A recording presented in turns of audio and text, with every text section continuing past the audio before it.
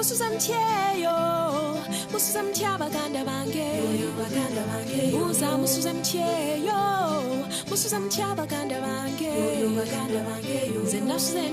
tropical African country is set at the equator, but has snow on top of its highest mountain, the Rwenzori. Uganda boasts of temperate climate and picturesque highlands.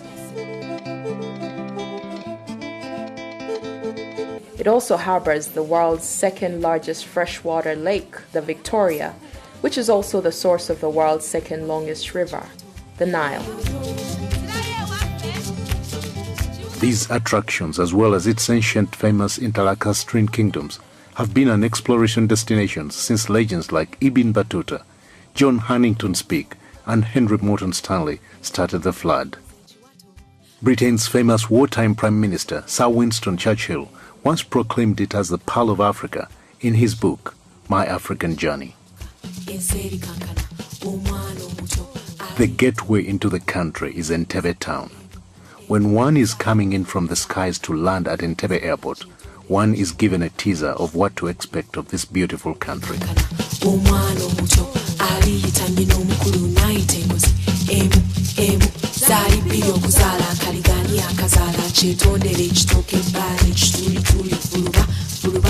There is little wonder that this picturesque town was once the seat of the colonial government. From the capital, the country is split into 5 major destinations: the east, the north, the west, the central, and the islands. Each one a unique experience in itself. Traveling eastwards, one comes across the source of the River Nile at a place called Jinja. This is where Africa's longest river begins its journey to the Mediterranean Sea in Egypt.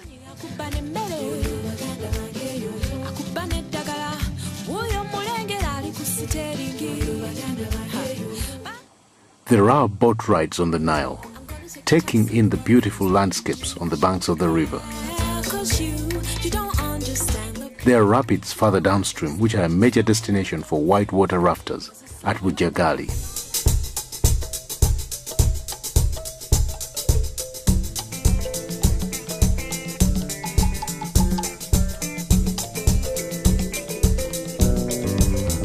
At the municipal town of Tororo, one sees the Tororo Rock, an irregular outgrowth from the earth, which is a symbol of Uganda's strange relief features on the eastern axis. However, the Tororo Rock is quickly dwarfed by the Elgon Mountains as one goes further east. The Elgon Mountains, complete with wild animals, are a popular destination for nature lovers. The Bamasaba people who live on the mountains add a colorful backdrop to the scenic beauty found there. They grow bananas as a staple food and eat bamboo shoots in a vegetable delicacy known as kamalewa. They also grow one of the world's best coffee brands, known as Arabica coffee. This type of coffee is only found in a few places in the world, which include the Elgon Mountains and the highlands of Ethiopia. Tourists with an interest in coffee production visit this area for further knowledge and research on how coffee makes its way from the earth to the consumer's cup.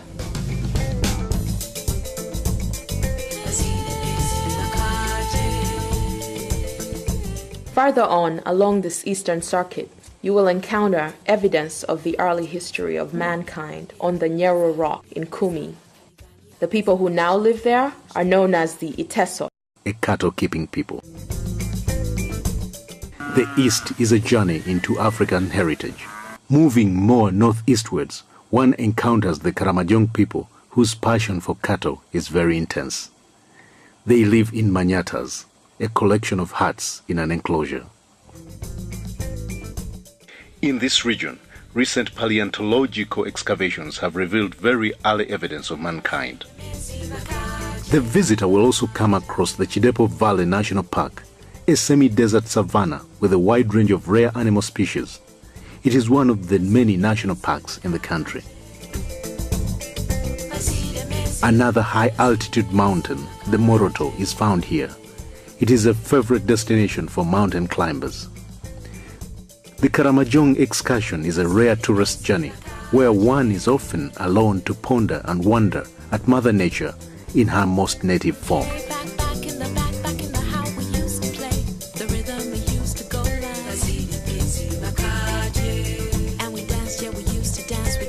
The western part of Uganda is one beautiful wonderland. There are golden grasslands. They are grazed by the graceful Ankole cattle. Green tea estates in temperate climates.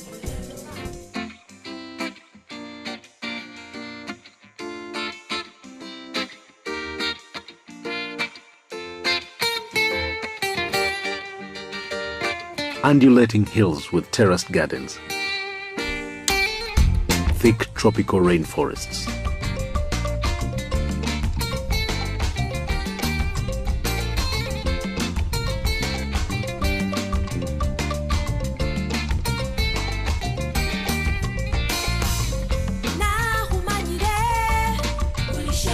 And a snow-peaked mountain, the Rwenzoris.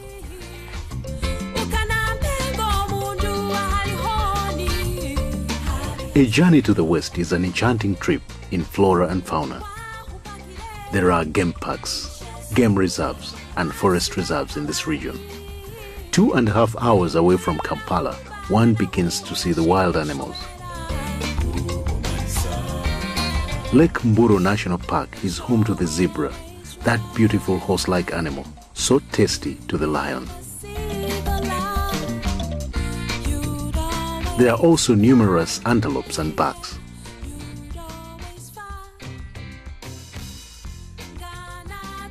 Going more southwestwards, one will end up in the Mgahinga Mountain Gorilla National Park.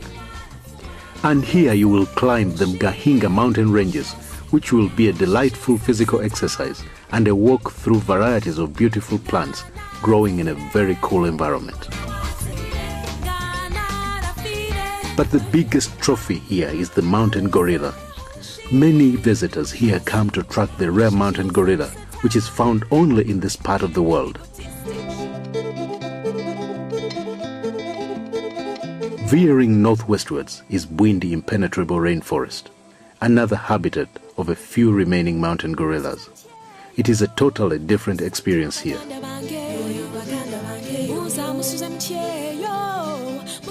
President of Uganda, Yoweri Museveni, led a visual expedition of the CNN into this area to showcase the world's few remaining mountain gorillas, among other things.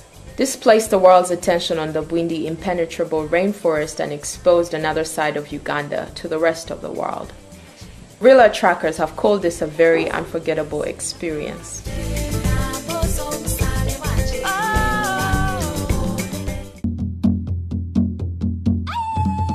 In southwestern Uganda, we come to Lake Bunyonyi, Uganda's deepest lake. A boat ride on the lake is an unforgettable experience. A picturesque and colorful sight of terraced Kigezi Hills give the visitor a sense of living of a lifetime dream of encountering a perfect terrestrial beauty. Bird watching on the shores of the lake is a bonus for the visitor. Going on more northern, one passes through villages choreographed with banana plantations and long-horned cattle. Within this backdrop are beautiful crater lakes, a result of early earth movements and volcanic activity. One can take a boat ride or sit by the banks of one of these lakes, which will bring forth an immediate sublime feeling.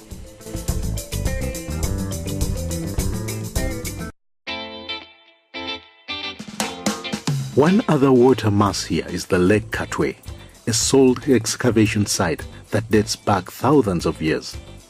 It is evidence of a great salt industry and trade that stretched all over the entire Interlacustrine region.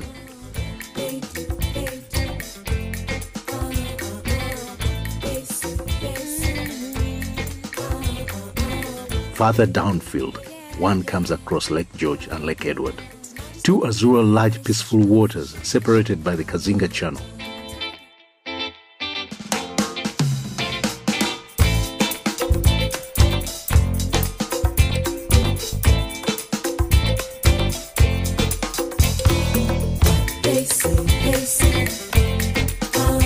Here one can go fishing on a canoe, which is the main occupation of the people who live around the lakes.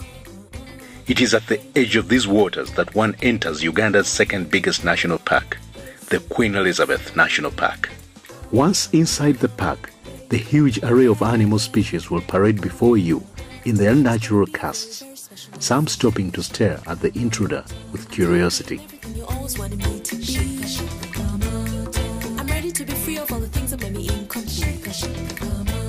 The Queen Elizabeth is a majestic expression of the meaning of the word safari, that Swahili word now adapted by the English language to mean travel.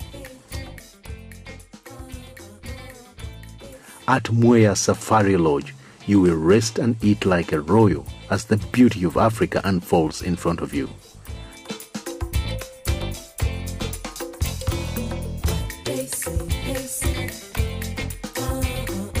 Going on more westward, you'll cross the equator once again and face the Rwenzori mountain ranges.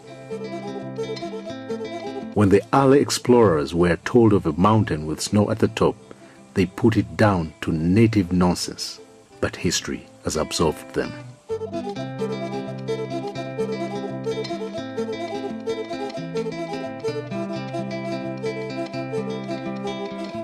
Thousands of mountain climbers have made their way to the Margarita Peak, where it is always snow, as in the polar regions of the world.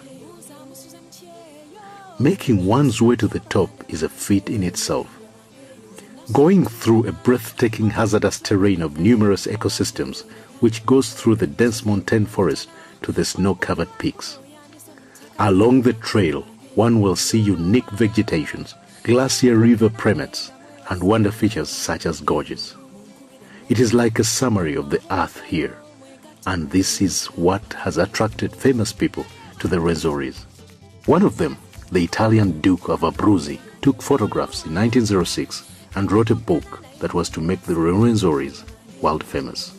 But the Rwenzoris did not have to be announced to be famous, because it is the third tallest mountain in Africa. At its foothills is a vast expanse of natural rainforest,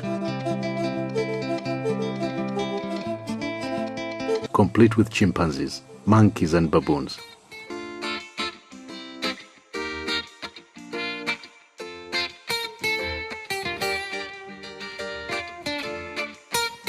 There are also many varieties of birds. It is a good destination for bird watching, chimpanzee tracking and community walks. Still in the west, one can go on to reach the Semliki River, a meandering wonder. And then there are the Sempire Hot Springs, a 2-acre of bubbling steam from underneath the earth.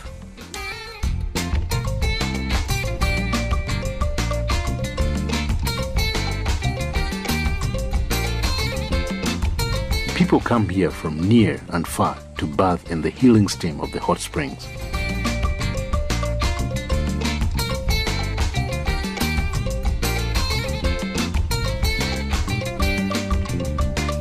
Seven miles from here live the Batwa, a 3-feet-tall people whose habitat is the dense tropical forest. They are a subject of great interest to anthropologists, conservationists, and human rights organizations because their pre-industrial way of life is being besieged by modernity. The West is also the mother of Uganda's kingdom culture. One time these kingdoms were one large empire known as Kitara, which split into 5 kingdoms, modern Uganda. Bunyoro, Buganda, Busoga, Toro, and Ankole. The earlier 4 are active, while the last one is in abeyance. It was at the courts of these monarchs that the politicking that was to make modern Uganda took place. Here, people like Speke, Stanley, Lugard met the Kabaka of Buganda to persuade him to accept the overlordship of the British Empire, while Emini Pasha and Sir Samuel Baker tried unsuccessfully to wrest power from the Omukama of Nyoro.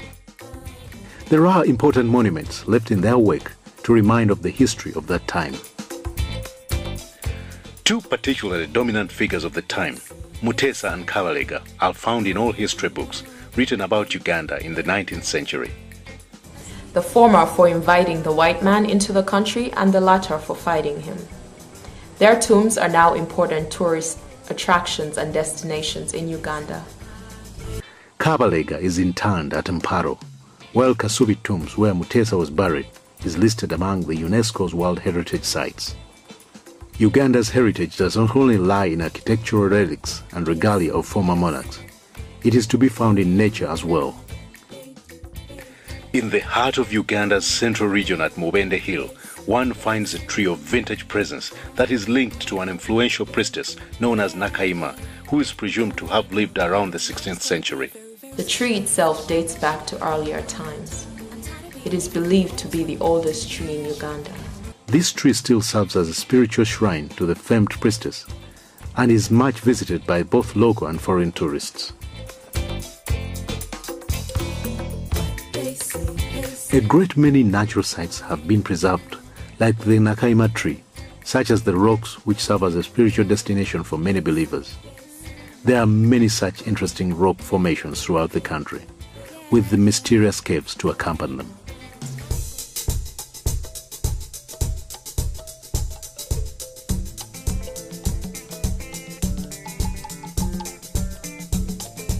On the rocks and trees you add the waterfalls, a myriad of them in maritime Uganda.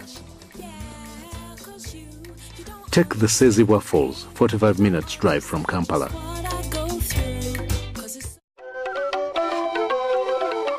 Then there's the Sipi Falls in the eastern part of the country, famous for its attractiveness in addition to ancient myths about it. It is endowed with temperate weather that gives the traveler a good feeling while resting in the green gardens overlooking the falls.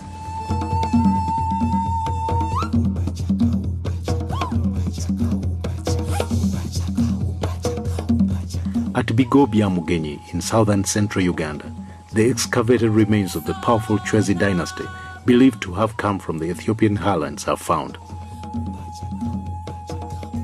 Here, excavators found iron implements, pottery, and other artifacts of great anthropological value.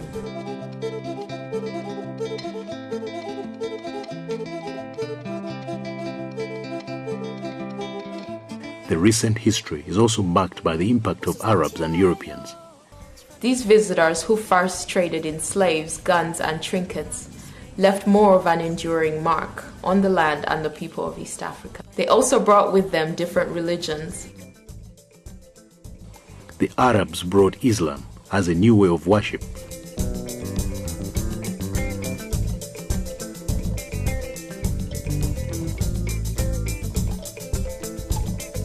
While the Europeans brought Christianity, Uganda today is the realm of the two religions.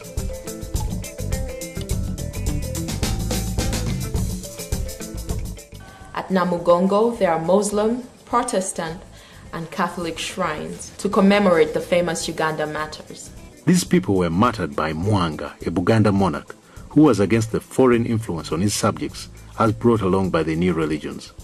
He ordered them to denounce their faith at the pain of death. They met their death with great spirit and enthusiasm and have since been beatified by the Roman Catholic Church and honored by Uganda, which has set aside a national day in their memory.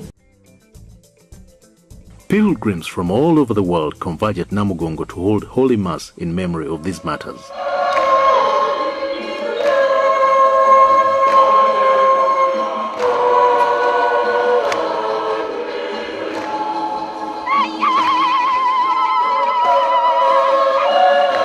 A martyr's trail has been established tracing their journey to Namugongo, where they met their death. It brings glimpses of spiritual Uganda to the travelers.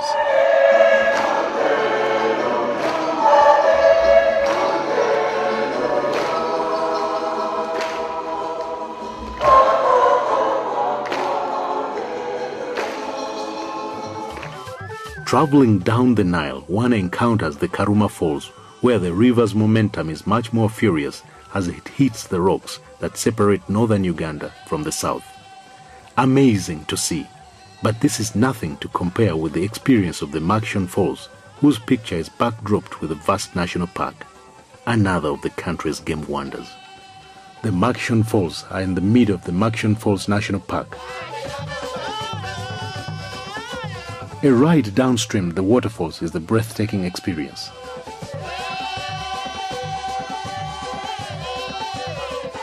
A real parade of the crocodiles, elephants, buffaloes along the banks of the river, welcoming the visitor to their habitat with a lot of curiosity.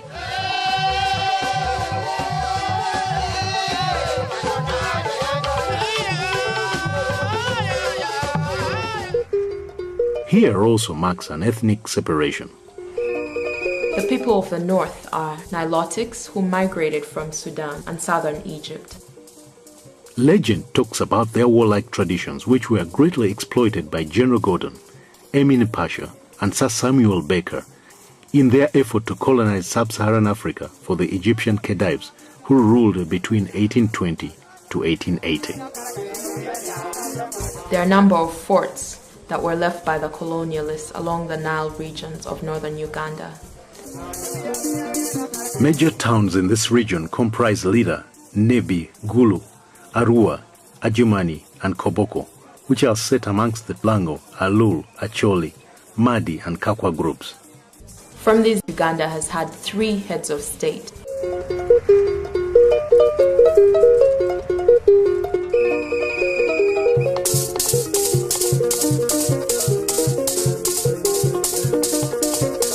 The north is a very religious area with Christianity dominating religions, here followed by Islam.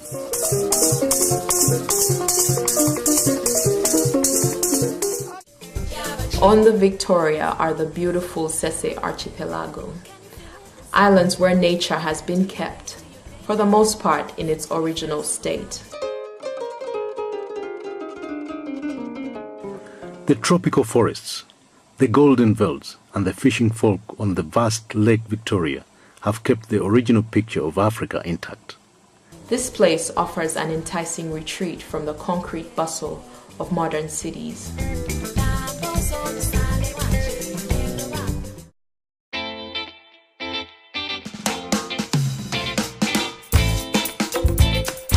At Ngamba Island, one of the islands of the Sese Archipelago, a chimpanzee sanctuary was established. Here, a visitor can closely watch these friendly and playful primates in this exciting environment.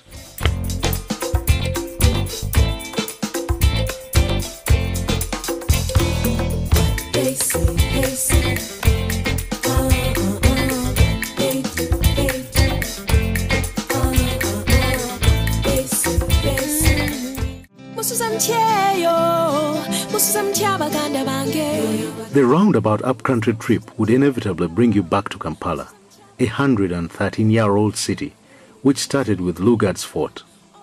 It later on engulfed the other hills surrounding the fort. These were previously seats of government for the reigning Buganda monarchy. The 7 hills each have a landmark. Old Kampala, where the first British flag was raised to proclaim the British protectorate over Uganda, has a grand mosque. Kibuli Hill is where the first national mosque was built.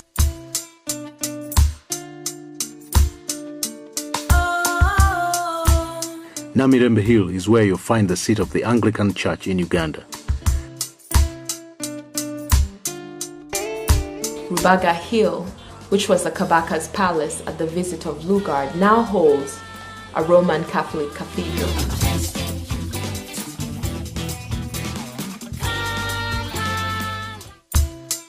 Makerere is where Uganda's first university is found. Mulago Hill is where the National Referral Hospital was built. Kololo is the country's premier residence.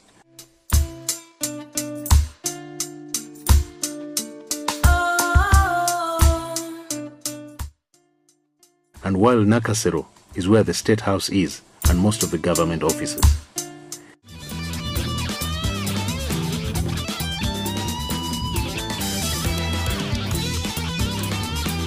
The city center is where one finds the hotels, the exotic food restaurants, the cinemas, and the shopping malls.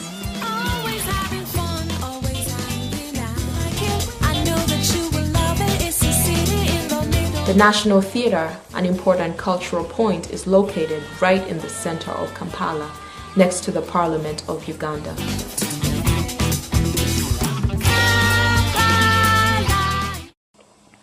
One can trace the history of Uganda and take a peek at the life in Uganda at different generations at the Uganda Museum, found barely 10 minutes drive from the city center.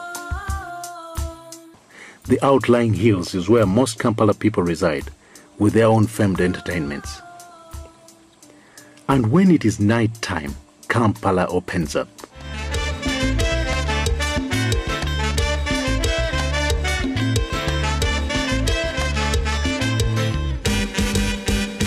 Kampala by night is a different spectacle from what one sees during the day. That is when all the different backgrounds fuse into the fun that is commonly Ugandan. This cheerful spirit was unknown 21 years ago. The country was then a melancholic place to be, and bad governance reigned throughout the land. There was no security of anything, and the economy had gone to the dogs. A protracted people's struggle, led by Yoweri Museveni, the incumbent president, restored sanity into the country. Today, every 5 years, a new government and legislature is voted into power by an electoral process. This stability has foreseen investor confidence and an awakening of Uganda's economy from a dark limbo. The combination of peace, stability, and good governance has brought about a steady, fast growth in all areas of the economy, and Uganda now ranks high as an investment and tourist destination. The Pearl of Africa has renewed its twinkle, drawing from all the wonderful gifts nature bestowed upon it.